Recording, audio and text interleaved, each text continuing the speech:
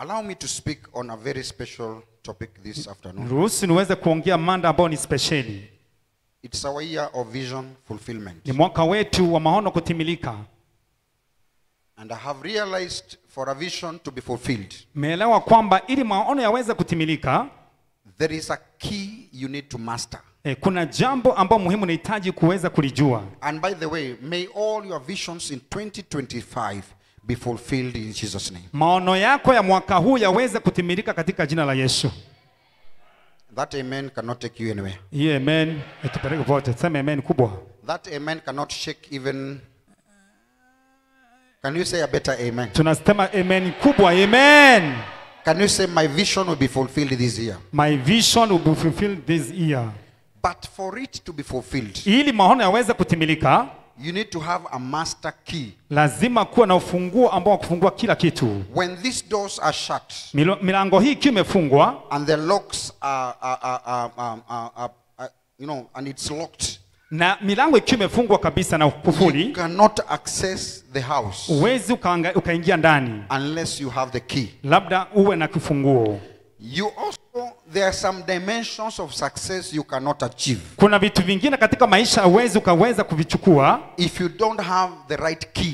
kama una ufunguo ambao ni ufunguo wa kweli. If you don't have the master key of the door. Kama una funguo wa mlango, Over a period of time, kwa miaka mingi I have exercised what I'm teaching this morning, amefanya kile ambacho anatuambia asubuhi ya leo. and it has transformed my life. Nimeweza kubadilisha maisha yangu. We used to struggle so much with my dear wife. Tulikuwa na changamoto tukiwa na mke wangu. We were living a difficult life here in Rongai. Tulikuwa tunaishi maisha chini hapa Rongai. Until one day I went to a meeting. Paka siku moja nikaenda katika mkutano. A great man of God had visited our city. Mtumishi fulani alikuwa ametembelea katika mji ule. And he spoke about this key. Akaongea kuhusu funguo hii. And when I listened at him, wakati nimsikiliza kwa makini, I asked myself, akajiuliza hivi, why don't I exercise what I am hearing? mbona nisifanye kile ambacho nasikia? And the moment I started exercising, wakati alianza kufanya kile ambacho mtumishi alikuwa akisema, that was the starting point of my life. Hapo ndipo maisha yake yalianzia. Of transformation. Maisha kubadilishwa. The Lord removed poverty from us. Mungu akaondoa maskini ndani yao. The Lord removed the spirit of struggle from us. Mungu akaondoa ile hali ya kung'ang'ana katika maisha. The Lord started decorating our lives with favor. Mungu akaanza kurembesha maisha yao kwa kibali. And allow me this morning nikubali asubuhi ya leo to share with you this secret.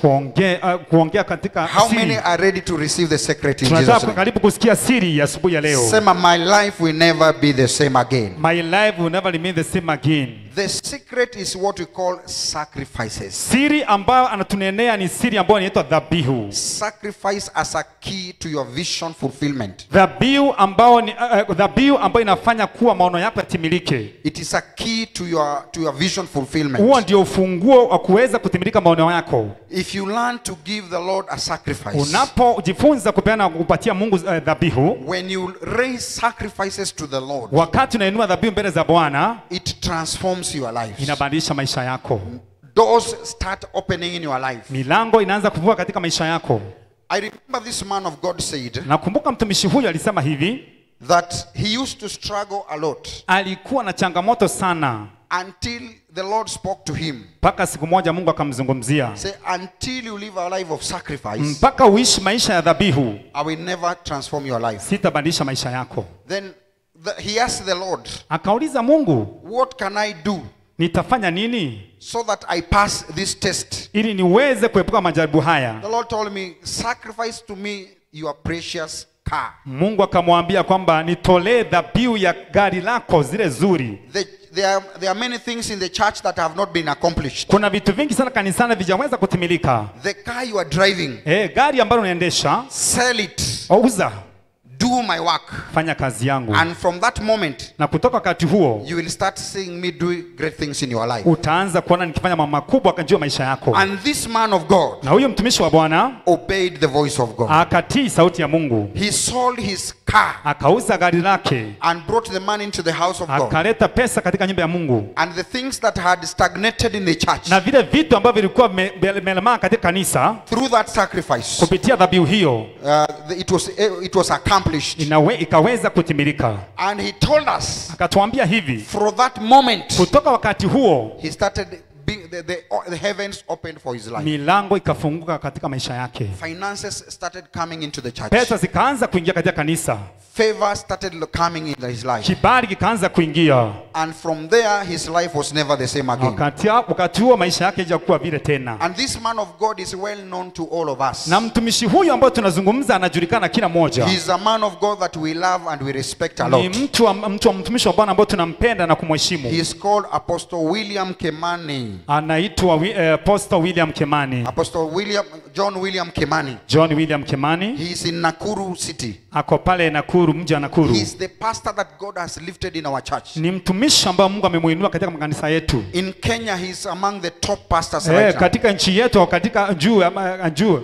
He has constructed a prayer center. Amejenga sehemu ya maombi pale. An international prayer center.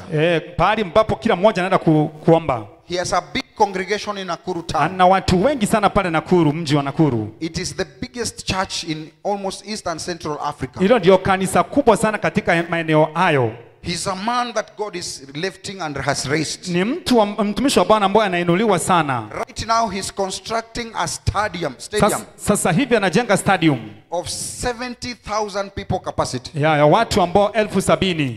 People will be gathering there to worship the Lord. Watu watakuwa wanakuja mahali pale kuabudu. Hallelujah. Amen. What transformed his life? Nini kilibadilisha maisha yake? The power of a sacrifice. Nguvu katika dhabihu. So when I heard him minister that word, aliposikia kinana neno hilo, I went home. Akaenda nyumbani. The car that this man of God had sold, gari lile mtumishi alikuwa ameuza, was the same car I was driving. Ni gari lile mtumishi bwana mchungaji alikuwa anaendesha. Toyota 110. Toyota 110. My car was KAW Toyota 110. Yake ilikuwa KAW Toyota 110. Baba Elias and those Baba Jenga can remember that. Wale wa kitambo kina Baba Jenga wanakumbuka. So I said, if Toyota 110 can transform somebody's life, akasema kama Toyota 110 inaweza badilisha mtu maisha yake, why don't I try the same? Mbona hata yeye mwenyewe asijaribu majambo hilo? I went and talked to my wife. Akaenda kazungumza na mke wake. We agreed. Wakakubaliana. Let me sell this car. Acha auze hilo gari hilo. There were some things that were not moving in this church. Kuna vitu havikuwa vinatembea katika kanisa hili. I decided to plant that car. Akaamua kupanda katika gari hilo. And plow it back in the work of the Lord. Kuleta katika kazi ya Mungu. And let me tell you. Tuambie hivi, the moment we sold that car, wakati waliuza gari hilo anazungumzia, was and brought the money to the house of God, na kuleta fedha katika nyumba ya Bwana. I remember we also took part of that money to Kikope. Kuna baadhi ya pesa walipeleka kule Kikope, our conference center in Nakuru. Pale conference center yetu pa Nakuru. We were left without a vehicle. Tuliachwa bila gari. For 6 months I started moving on foot. Miezi 6 kawa natembea. But after that, baada ya hapo, that is when my life was transformed. Hapo ndipo maisha yake yalianza kubadilika. God started giving us favor. Mungu akaanza kupatia kibali. God started blessing my family. Mungu akaanza kubariki nyumba yake. And from that moment, na kutoka wakati huo up to now, mpaka sasa hivi, we have never gone back where we were. Hawajawahi enda pale walikuwa hapo awali. The power of a sacrifice. Nguvu katika dhabihu. Sema amen. I say the power of a sacrifice. Nguvu ya dhabihu. Can you lift your hand and say, oh God, inua mikono useme Baba, may I have a revelation. May I have the revelation of this word. Of this word. In Jesus' name. In Jesus' name. I have sacrificed many things in my life. Ameweza kutoa dhabihu mambo mengi katika nyumba hii. I have lived a life of giving unto the work of the Lord. Ameishi katika maisha kupeana katika kazi ya Mungu. In fact, I was looking at the whole of last year. Alikuwa anaangalia mwaka jana. I sacrificed a lot because of the work of the Lord. Aliweza kugharamika sana sababu ya kazi ya Bwana. And I cannot complain. Na si ati kwamba ananungunika. And every time, every occasion there is a giving, not only here, I like taking my money there. Popote ambao pana kupeana, na si hapa peke yake, huwa anapenda kujitoa. And through that I have seen supernatural doors opening for me. Na kupitia hapo kuna milango ambayo si ya kawaida imemfungukia. And there is one miracle that the Lord has done for my family. Na kuna muujiza mmoja ambao Mungu amefanyia familia yake. I will not tell you today, I will tell you another day. Hata sema leo, tuambie siku nyingine. May you be a sacrificing person. Kuwa mtu wa kutoa dhabihu. God expects us to take a first step. Mungu anatarajia tufanye hatua ya kwanza. We must learn to provoke God by our sacrifices. Lazima tuweze kuchochea Bwana sababu ya sadaka ya dhabihu. When you sacrifice, you provoke God Wakati unatoa dhabihu ni kama unachokoza Bwana into helping you. kwenda kukusaidia. So learn to take the first step. Tujifunze kuchukua hatua ya kwanza. Most people expect God to give them. Watu wengi tunatarajia Mungu atupe. But I want to teach you today Lakini nataka tufunze siku ya leo the pattern in the Bible. Pattern katika Biblia. It is not God giving you first Si Mungu anafaa kutupatia kwanza so that you give back to him. ili uweze kuchukua kwake, It kupeleka kwake. does not work that way. Haifanyi hivyo, haifanyi kazi When you hivyo. look at the Bible, Unapoangalia Biblia, God expects you to take the first step. Mungu anatarajia uchukue hatua ya kwanza. It is you as a human being Wewe binafsi to take a sacrifice. ndio unachukua dhabihu, Take to him. peleka kwa Bwana. And when he sees you have brought it to him, Anapoona unampatia ile dhabihu, now he responds by giving you more. anaweza kukupa kile ambacho unataka. May that be your portion in the name of Iwe sehemu Jesus. yako katika jina la Yesu. Raise your hand and say amen in Bwana Jesus' sema name. amen. May we be first people to take our steps.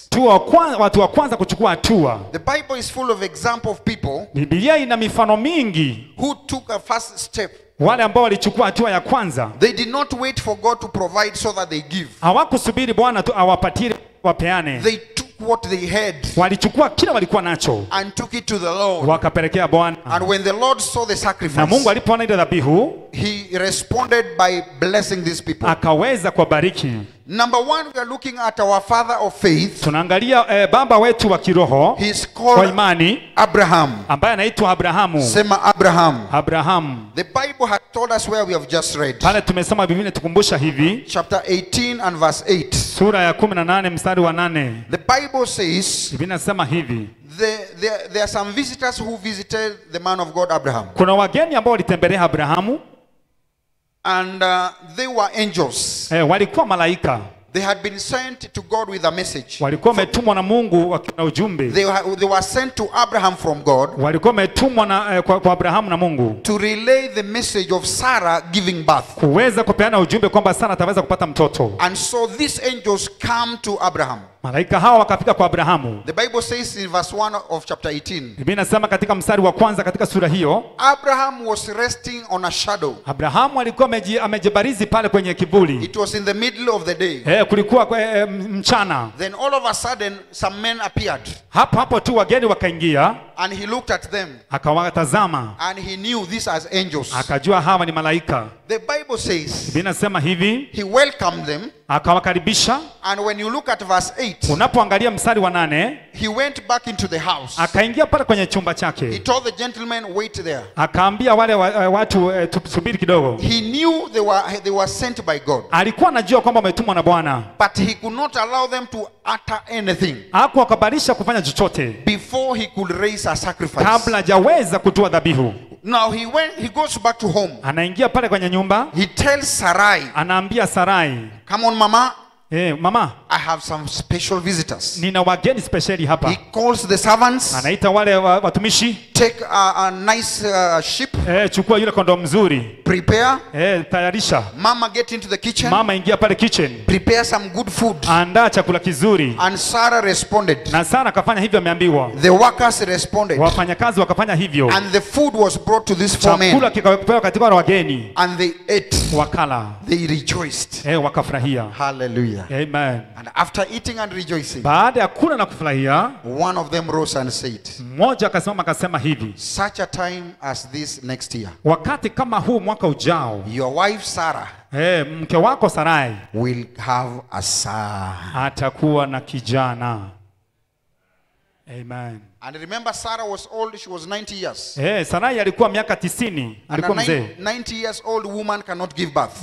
Miaka 90 mama hawezi kujifungua. But they said, Lakini akasema such a time as this, wakati kama huu next year, mwaka ujao, your wife will conceive a son, mke wako ataweza kuhimili mtoto will give birth to a son. na ataweza kupeana Sarah happened to hear those words. Sarai akasikia maneno hayo, She laughed akacheka. because she could not believe she was going to give birth. Hakuamini kama ataweza kujifungua. She was advanced in age. Alikuwa amezeeka. But the moment she heard those words, Wakati alisikia maneno hayo, even if she did not believe, hata kama hakuamini, the Bible says, Biblia inasema at such a time as the angel had said, wakati kama huo vile malaika alikuwa amesema, she was pregnant akawa ameamini, and she gave birth to a son. akaweza kujifungua kijana.